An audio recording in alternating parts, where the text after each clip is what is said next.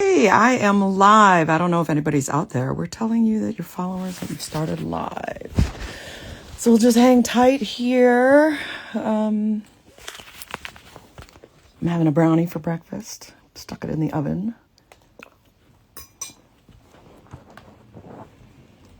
I don't know if anybody will show up. How can I tell? This make me look funny. And I'm just hanging tight because I was just messing around last night, and I love that Toby Keith song. I really do. But believe it or not, I had an interaction with the late Toby Keith in 2006.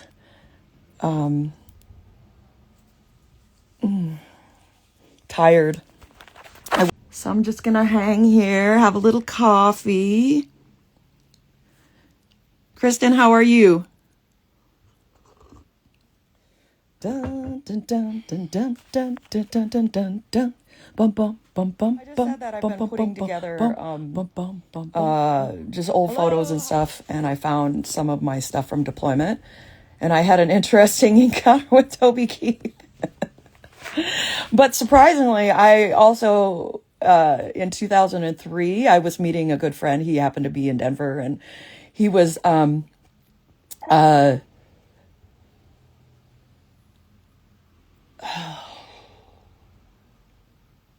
he was there as a contractor, and somehow I got a hold of him, and we went and had lunch, and lo and behold, guess who was next to us? It was Wayne Newton. Wayne Newton was sitting next to us in 2003. So it looks like everybody left, but that's okay. I'm going to just still tell the story because I thought it was actually pretty fun.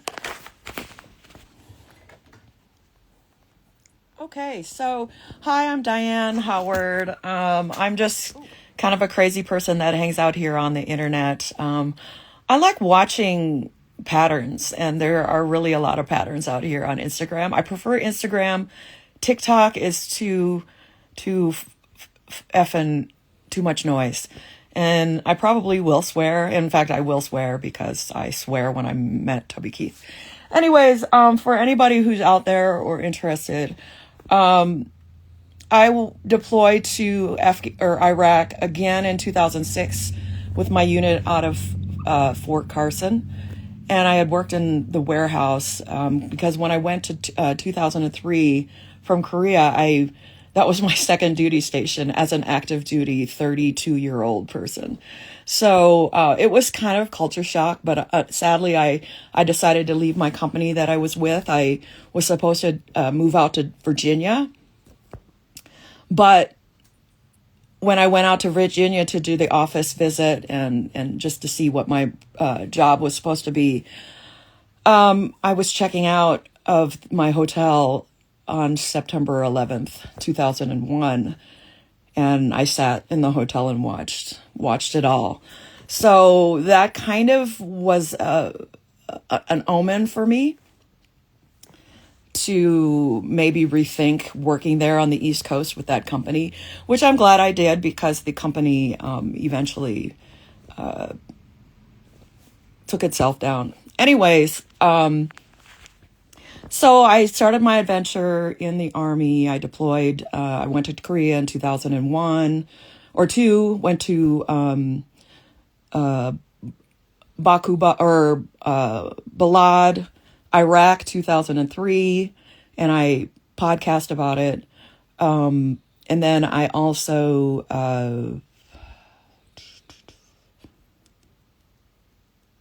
I deployed 2006. So, just a long story short, I was working in a warehouse. It was Fob Warhorse outside of Bakuba, Iraq. It was pretty large, and it had been established there for several years. So when we arrived there at the warehouse, it was so much stuff. People had gotten there and bought all kinds of stuff, but the supply chain was still slow. And when we arrived, there was just tons of stuff. So my warrant officer, Chief Herring, who was just the most amazing person in the world and actually was a mentor of mine, and that's how I became a warrant officer. We were there working, and our warehouse covered 7 acres of land on our little forward operating base, which is FOB.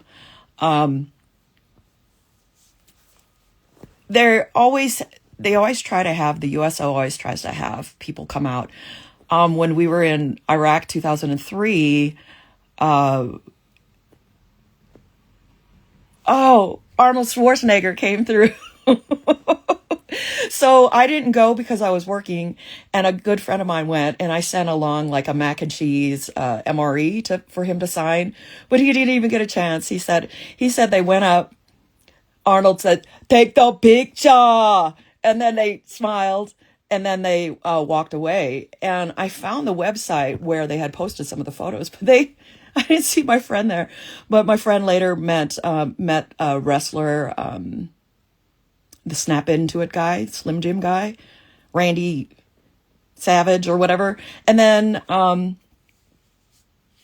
they were bringing out Toby Keith. They had asked Toby Keith to come out. Well, he was late. He was coming in, and of course they always have to show the VIPs special treatment and take them around and stuff. Well, when I was in the warehouse, and I was running that when I was the NCOIC, which is the non-commissioned officer in charge. I was E6, which is a staff sergeant. And I had already been in Iraq that time, probably half a year. I think it was in the summertime, because we arrived in December 2005. Sadly, my brother had passed away, so I had to travel all by myself back to Minnesota. And then I was back in early January. And so it was a huge warehouse. It was really fun. It's very, very hot area. There was a lot of casualties, and we did a lot of supporting local units around us. We had some special forces and stuff like that. So anyways, Ms. Herring and I, we actually had a really good system, because I took the job of my platoon sergeant at the time, because he was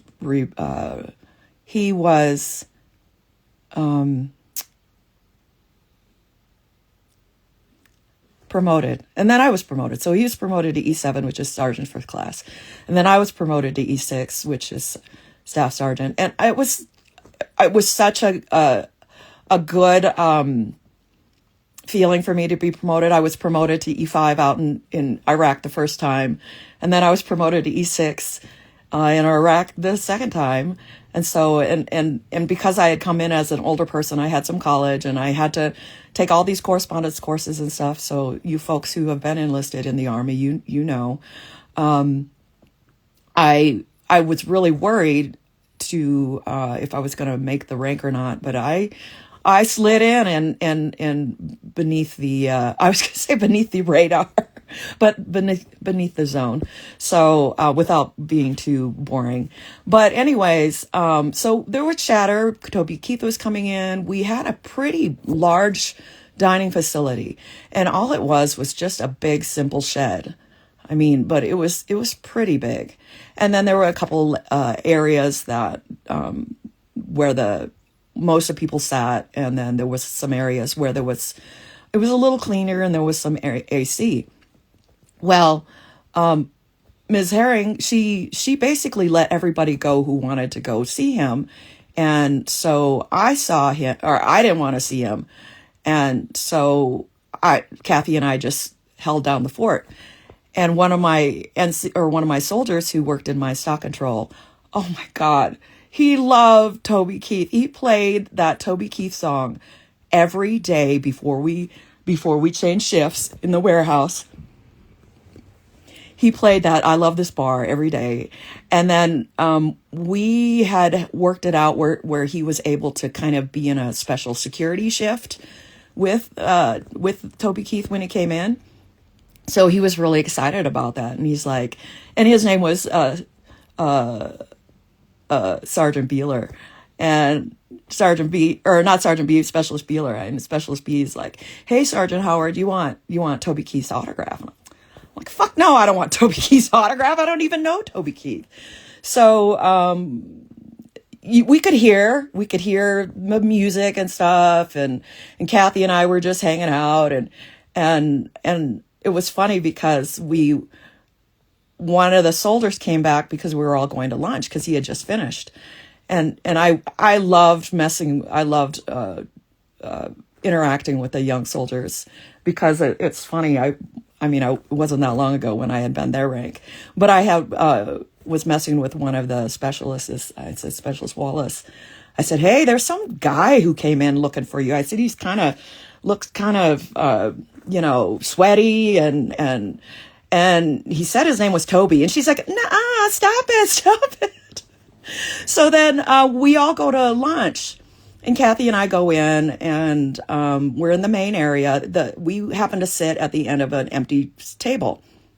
Well, Kathy was a CW3, which is about the equivalent of a major for regular officers. So she ran warehouses, and then mentored me, and I also ran warehouses. But we were sitting there, and so a CW5 came up. And a CW5 is a equivalent to a colonel. And he's like, ladies, is it okay if we sit here? And we're no, of course, Chief. So we pulled over. And so we're just sitting there talking. And I told Kathy, I said, she's like, wow. She's like, I don't know who this guy is. I don't either. I listen to country music. I knew that I love this bar song. And that was about it. Because,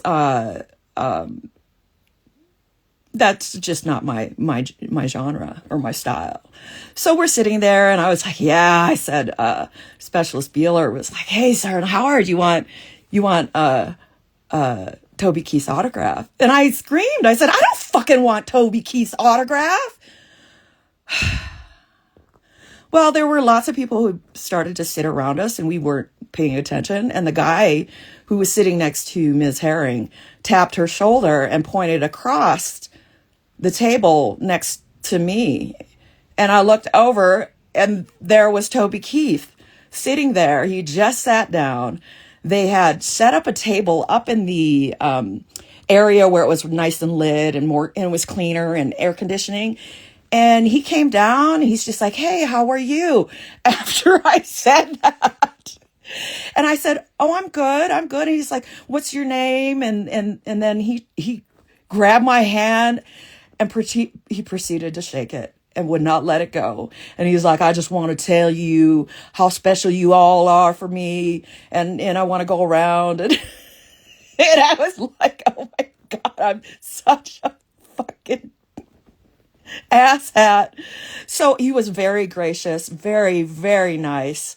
We talked for a little bit, but I mean, he shook my hand for probably 2 minutes. And it was so funny because the dining facility pretty much went silent. Everybody was looking at us. Kathy and I were sitting basically in the middle of the dining facility in the main area. All of our soldiers were sitting behind us, and Wallace was behind me, and I said, this is the guy that was looking for you. And she's like, shut up. But yeah, we had a good time. And so the man who was sitting next to Ms. Herring was his drummer. And then we proceeded. There were other people, and of course there were big wigs that were taking him around. And he had a Philly cheesesteak sandwich, and he had an iPod strapped onto his arm, and I guess he had put on just a great show. So I just wanted to. And when I heard that he had passed away, I really felt bad, because I know he had some a little bit of controversial. I know he's a complete American, and really I don't care what his politics were. He was so gracious after I went off on my tangent that I don't know him. And I never got his autograph or anything. It was great. We really didn't have any cameras available, but that's my Toby Keith my Toby Keith story. So, and it was so funny too, because when I had gone home on, I don't know, or actually Kathy had gone home, she said she flew into Dallas and there were all these pictures of Toby Keith. So anyways, folks, I hope you're having a good day, and I'm glad. Thank you for the 2 people that popped in. I gotta do this because I just have to. Anyways, hope you're having a good day, and I will see you next time. Bye. Hey, this is Diane again, and sorry the audio might be kind of bad, but I forgot to also say that the drummer, I was talking to the drummer, and he was actually quite handsome. And Toby had all these rings. They all have these gold rings studded with, encrusted with diamonds that he had made for them because they were all touring around Iraq. So I thought that was really cool, and I got to try it out. Anyways, I hope you're having a good day. Bye.